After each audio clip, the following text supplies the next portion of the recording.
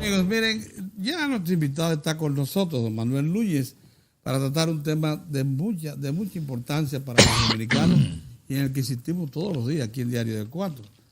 El enorme peligro que significa la inestabilidad haitiana y la solución que definitivamente tenemos que poner sobre la mesa los dominicanos para enfrentar esa que es nuestra principal amenaza. Pero antes de pasar a nuestro entrevistado, tanto don Mozart como nosotros estuvimos presentes en un almuerzo que yo quisiera calificar, probablemente histórico, Mozart, por lo siguiente. Fue un almuerzo de hacedores de opinión, periodistas especializados, que convocó el superintendente de banco para dar a conocer los resultados del año operativo de todo el sector financiero del 2018. Entre las cosas que resaltaron de eso fue lo siguiente. Miren, después de cumplir con todos los requisitos de reserva, el sector financiero tiene un sobrante de 86,000 millones de pesos como disponible para, primero como garantía, en segundo lugar disponible para prestar. Pero oigan esto, el año pasado vamos a poner el audio, se rompió un récord con respecto a cualquier año reciente, porque se incrementó el crédito en 11.03% el crédito, Pedro, arribando a la suma de 1.000.000 de millones, 11,000 millones de pesos prestados el año pasado. Pero vamos a poner el cortecito del...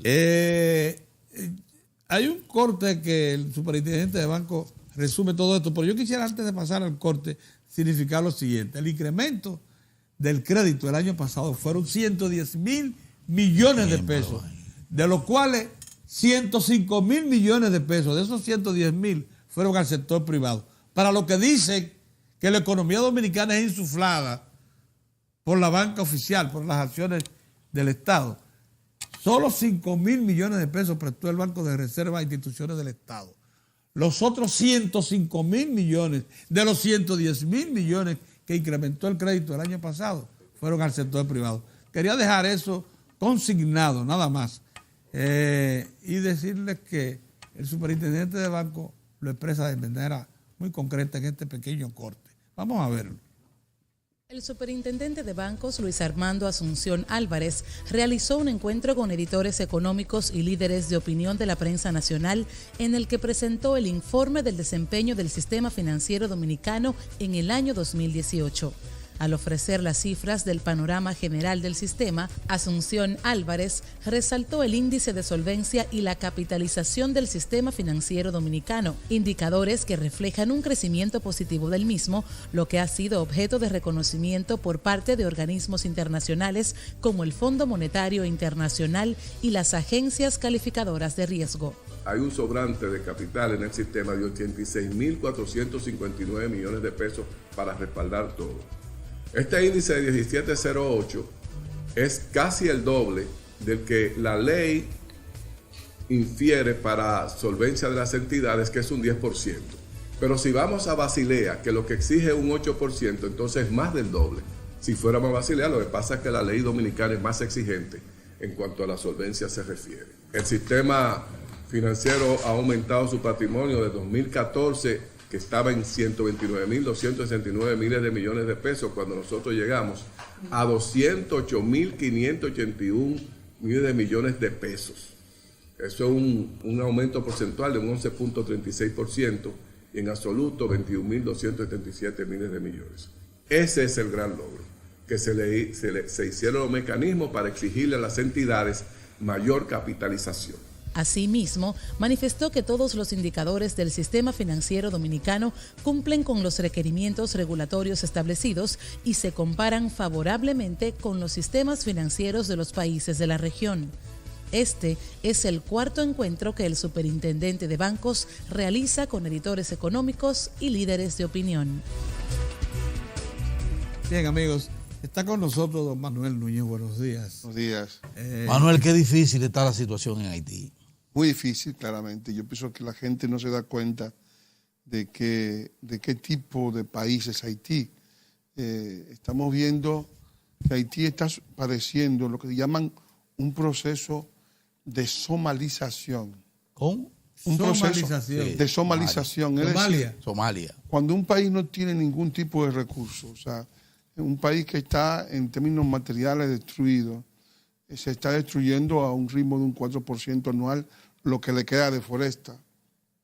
Y también está destruyendo la nuestra, porque la demanda de carbón se está haciendo a expensas de la República Dominicana.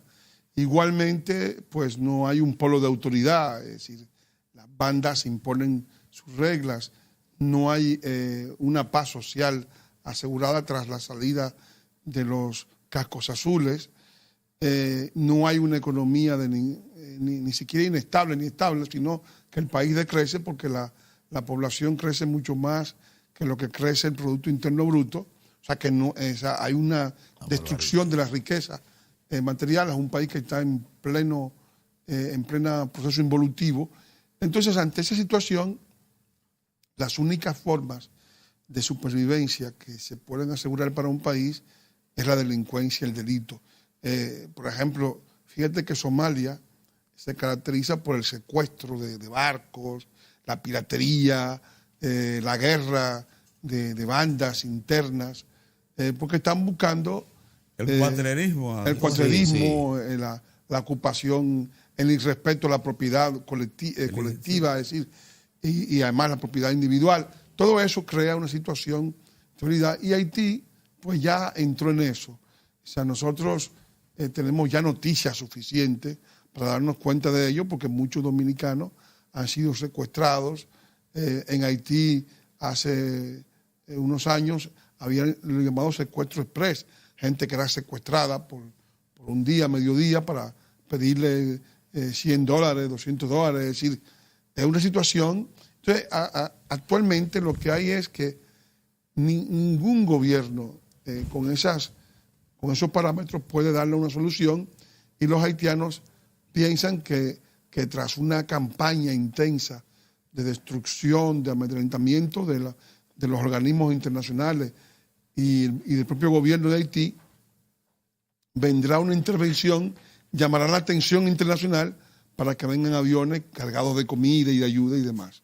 O sea que detrás el objetivo es llamar la atención. Es como cuando un niño está en la cama lleno de porquería y se pone a llorar hasta que la madre finalmente va ahí y lo socorre. Lo que pasa es que Haití no es un niño, sino que es un país, y los responsables directos de Haití ni son los dominicanos ni el resto del mundo, sino son los mismos haitianos. Mira, Es difícil creer lo que él dice. ¿Sabe por qué?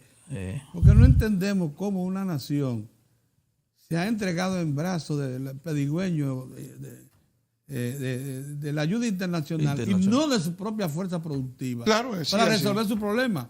Entonces, cuando tú dependes de la ayuda de otro, de la donación de otro, tú tienes que estar provocando constantemente la tensión. Pero la coyuntura y colocando muertos, una catástrofe, es decir, cuando hay un ciclón, un huracán, o un gran terremoto, eso es una bendición. Es que lo que yo veo que ahora, oiga usted qué cosa más grave. Haití está infectada de todo, y su hambruna es permanente, su insalubridad es permanente, su destrucción institucional es realmente pasmosa. Todo está bien, todo eso lo conocemos. Eso está ahí, eso ha sido por años, por décadas.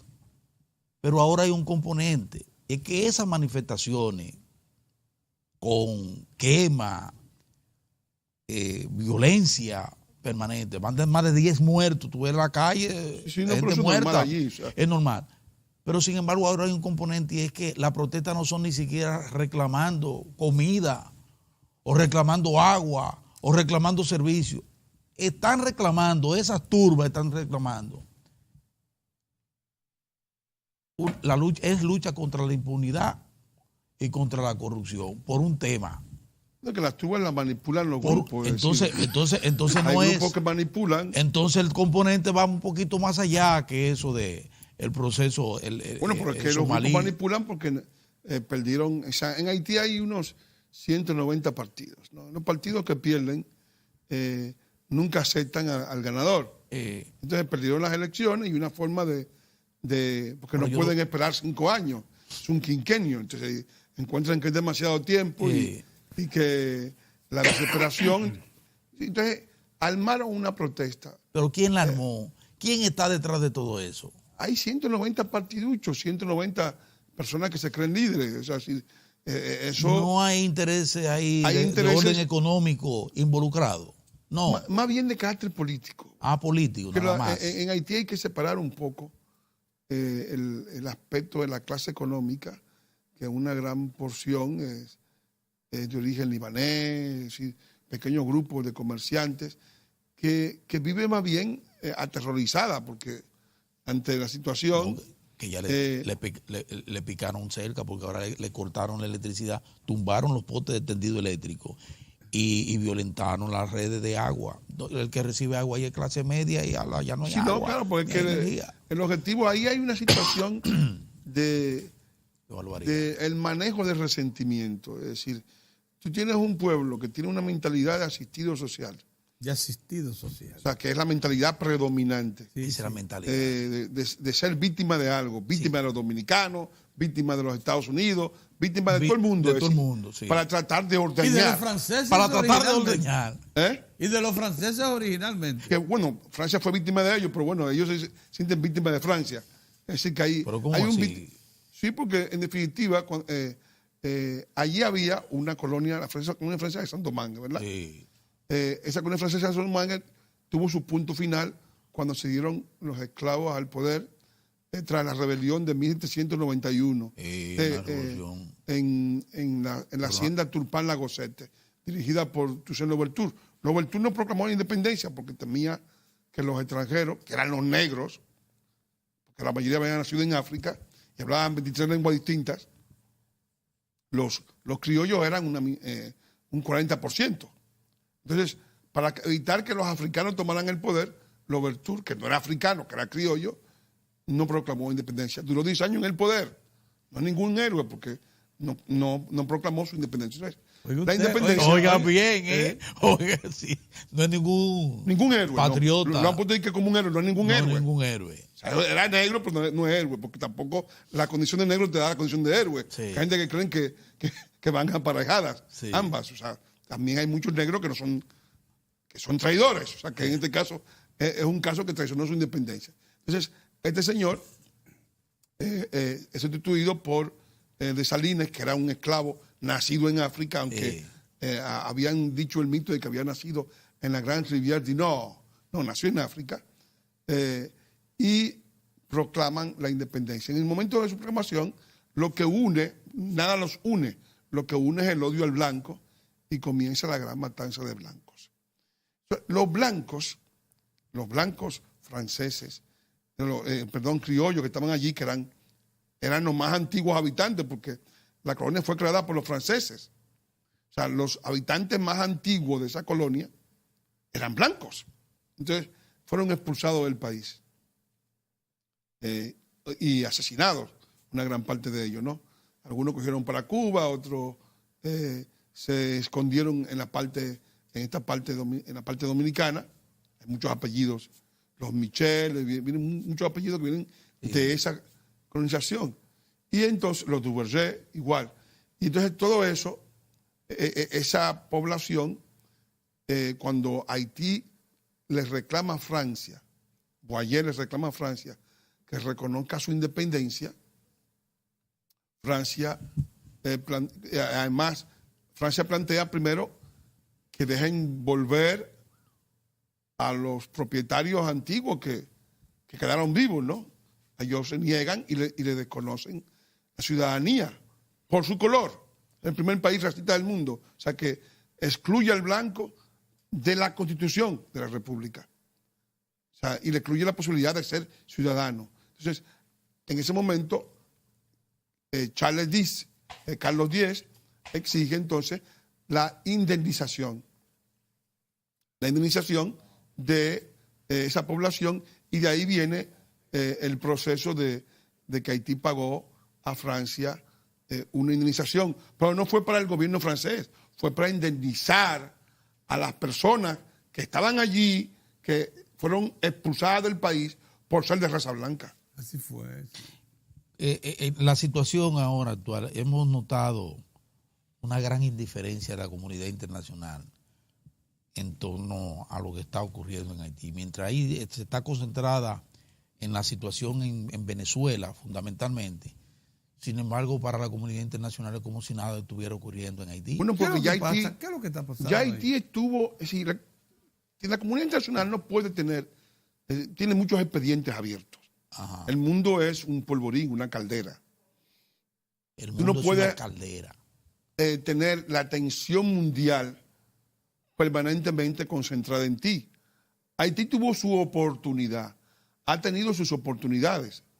Tuvo 18 años los cacos azules allí, gente gastando dinero y enviando tropas, e incluso con baja, porque Brasil. O sea que tú ves bien esa indiferencia hacia la. O sea, no, esa indiferencia viene porque, primero, hartazgo ya. Hay un hartazgo, los haitianos creen. Es posible, ¿eh? Posible. Pero, o sea, la comunidad internacional creó un mecanismo para darle seguridad a Haití, ¿verdad? Que fueron los cacos azules. Sí. Eso costaba $600 millones por año. Es una cantidad considerable, tomando en cuenta que hay problemas en África, en Asia, en el mundo entero hay problemas. Y hay problemas en Venezuela, que es un país mucho más importante que Haití y más emblemático que Haití. O sea, que ha hecho más por la humanidad que los haitianos. Entonces, evidentemente, ahora mismo la atención no puede ser Haití.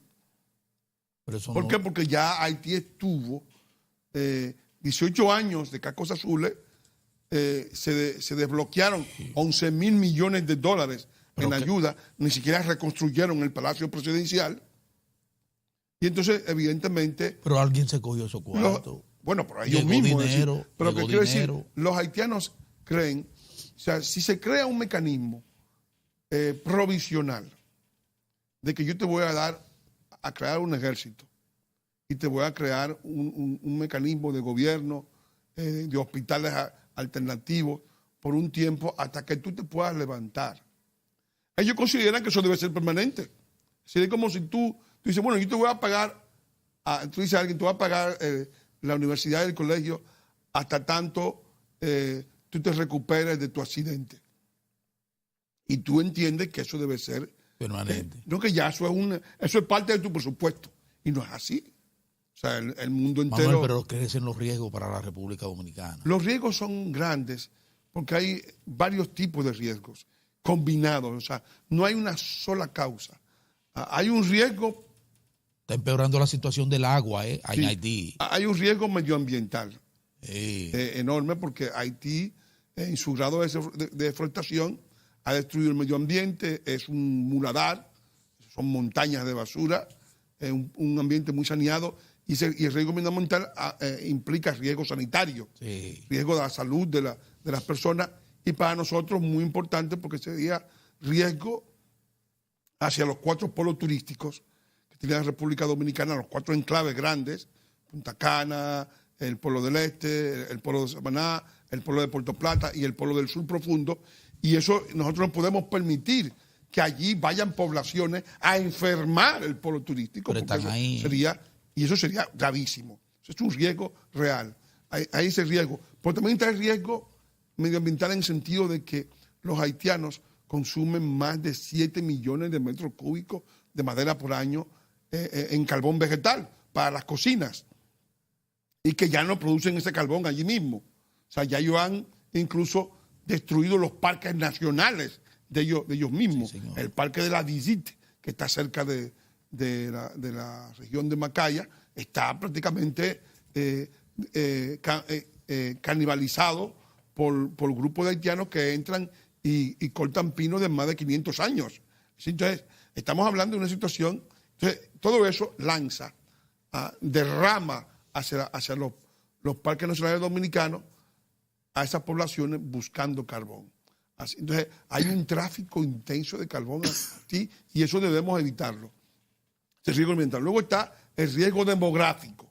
Estamos hablando de un país que potencialmente tiene la mayor cantidad de población en situación de emergencia, en situación de pobreza extrema.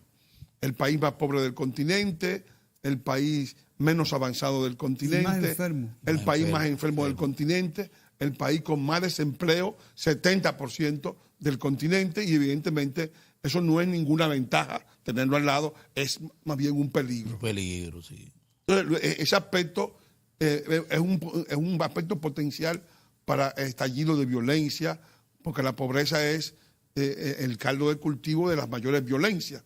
Y claro, no es una pobreza nuestra, ni tampoco nos corresponde a nosotros el cargar con ella, pero evidentemente Manuel, puede afectarnos. Hemos movilizado tropas, una considerable cantidad de tropas adicionales en toda la línea fronteriza, pero todos sabemos que aún así seguimos, es vulnerable.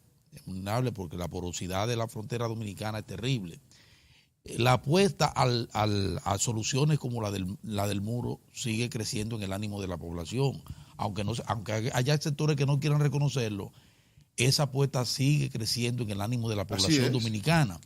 Sobre todo ahora que un presidente como Donald Trump se la juega toda y se empecina en forma vehemente en búsqueda de lo que ya acaba de conseguir, que son los recursos para ampliar el muro en la frontera con México.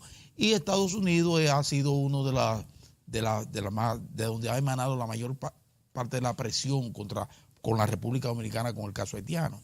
Así que moralmente, geopolíticamente, económicamente, nosotros podemos ahora apelar a llamar la atención de que precisamente lo que está haciendo Estados Unidos es probablemente lo que tengamos que hacer nosotros por acá para preservarnos de esa situación. ¿Qué tiempo más podemos esperar antes de decidir montar un muro? Los israelíes ya volvieron y reiteraron a través de su embajador que están en disposición de colaborar. ¿Cómo lo ves? Yo creo, mira, hay toda una serie de cosas, porque en todo esto, si vemos lo que vemos en Estados Unidos con Donald Trump, hay una parte importante. Yo digo que nosotros no vivimos en un mundo democrático, porque hay sectores de la prensa, a veces mayoritarios, capturados por ONG y por grupos económicos, que imponen la agenda. En Estados Unidos esa agenda la capturaron los demócratas y Trump ha estado gobernando en contra de la prensa. Eso es muy difícil porque la prensa manipula los cerebros, lava los cerebros de muchísima gente y además condiciona incluso en contra del voto democrático, porque el voto democrático votó por Trump, pero la prensa que maneja los Estados Unidos está diciéndole a la gente, como yo oí ayer a un personaje de aquí local, del patio, diciendo que los muros no sirven para nada, que nunca han servido para nada, el progresismo. Digo, pero ven acá. O sea, hay una visión del inmigracionismo apoyando la política de destrucción. Ahora bien, si el muro no sirve para nada, el muro que construyeron los demócratas, y que nadie lo critica porque eran demócratas y esos son los buenos, esos son los buenos, ¿verdad? Porque son progresistas. Entonces, ese muro que construyeron en la costa oeste, por ahí se calcula, yo tengo ya los estudios, que pasaban más de 500,000 personas. De San Diego, Caléxico, Douglas, 500,000 personas. Entonces, ahora están pasando con todo el muro 28,000. Ha sido el muro, si redujo de 500,000 a 28,000. Tú que eres matemático, yo creo que hay un 99% de gente que no puede pasar ahora. O sea, de algo habrá servido el muro. Exactamente. No habrá sido tan inútil como dicen algunos que los muros no sirven para nada. De algo habrá servido, porque si redujo de 500 a 28. Entonces, pero hay gente que no quiere ver la realidad, que quieren cegarse y se meten en retórica. Entonces, toda esta retórica ha ido dañando la efectividad de la reflexión. Cuando un país construye un muro, lo hace para preservar su bienestar, para preservar su salud, en el caso nuestro, para preservar la salud de los dominicanos, para preservar los polos turísticos, para preservar los empleos de los dominicanos, para preservar la posibilidad de que la República Dominicana siga siendo la República Dominicana y mantenga las cantidades de agua que corresponden a sus 32 presas. Sí, señor. O sea, es meter un muro. Entonces, 32 presas, así es. Si eso no es indispensable, si eso no es importante, si no es importante cuidar el territorio, cuidar la salud de los dominicanos, cuidar los empleos de los dominicanos y preservarnos de la inestabilidad que puede acarrearnos una situación que no es nuestra, que es del vecino, pues evidentemente hay gente que no está pensando en la República Dominicana. Están pensando en que debemos cargar con Haití, y lo cual evidentemente sería destruir a la República Dominicana. Yo incluso, tú sabes que ahora el muro está venciendo, la necesidad del muro está venciendo resistencias. ¿Tú sabes dónde ya fue? tú lo sientes. Hay muchos sectores que se están... Ahora, el argumento final del que se están adhiriendo, lo que se resisten a la realidad, que se va a imponer. Lo lamentable de esto es que se está prolongando mucho en el tiempo la decisión. Sí, sí. Pero el argumento es que no sirven para nada. No. Los muros nunca han impedido nada. Se están impidiendo. No, el último argumento es que es muy costoso. Pero yo vi una lucecita. Que es muy costoso. Mira, déjame fuñir un ching. Tú sabes que yo vi una lucecita importante que pudiera marcar un cambio de actitud en términos mediáticos. Fue precisamente en el grupo Corripio, que es donde se genera la mayor resistencia. Sí. Ahí organizada. Ahí está organizado el pensamiento a favor de Haití. Sí. El fusionista. Ahí está. Sí. Y sin embargo fue ahí precisamente, y se destacó muy bien, lo destacó por lo menos uno de sus medios, que es el caso del periódico Hoy, que fue ahí donde se volvió a retomar la propuesta de Israel, porque fue en ese periódico donde fue el embajador, donde se retomó y se amplió esa propuesta que hace la embajada de Israel. Yo pienso que esa cobertura proveniente de ahí pudiera ser una señal ya de las altas instancias, de la alta instancia corporativa. Sí. No de los directivos, no de los que cumplen órdenes, no de los que cumplen órdenes, no. De la alta gerencia, en el sentido de que efectivamente necesitamos parar y necesitamos preservarnos de esa amenaza que es Haití. Yo creo que eso va a venir por varias razones. ¿Tú estás oyendo? Que hay una razón que ustedes no están viendo. Y es que así como el muro no puede esperar, los haitianos entienden que no pueden esperar tampoco. Y el derrame hacia República Dominicana, ya masivo, como la famosa marcha verde de Hassan II contra Ceuta y Melilla, en la época de Franco, puede darse en cualquier momento. Nosotros vimos hace unos años el momento para mí de mayor peligro de un derrape, de un derrapaje hacia República Dominicana en términos de desorden poblacional, fue el que organizó el señor Regino, que cuando concentró a 5.000 haitianos en la frontera. El padre Regino. El padre Regino. Bueno, dice el que padre. Bueno, a lo mejor sí, el padre. Sí. Padre, porque él es padre jesuita, real. él es del equipo. Sí. ¿Cómo? Padre real, quiero decir. No, el sacerdote. Bueno, no, pero nosotros no podemos. Eso es sacerdote también. Y yo creo que. Porque hay mucha gente que tiene el hábito de sacerdote y no se ocupa de sacerdocio. Sí. O sea, que el hábito no es el monje. Sí. Nosotros ya sabemos lo que eso significa, que la iglesia misma está infiltrada de cantidad de individuos que han sido guerrilleros, que han estado al servicio de causas, que tienen muy poco que ver con la causa de la evangelización. Correcto. O sea, que ya... La usan. La iglesia ha sido instrumento de una cantidad inmensa de infiltrados. Y hay un proceso de descristianización de la propia iglesia. O sea, que a nosotros no nos van a envolver con esa... No nos van a hacer comulgar con esas ruedas de molino. Bien. O sea, yo creo... Sí. ¿Tú crees? Que realmente lo que estamos viendo es que ese momento, porque todas estas revueltas pueden ocasionar un derrame de población en República Dominicana. Estamos hablando de una frontera que tiene 392 kilómetros de longitud, hay que chequearse, apenas 4 puntos de control, y que el resto... Esos reos que se escaparon de la cárcel que se... bueno, claro. Bueno, sí, porque nos queda un minuto, sí.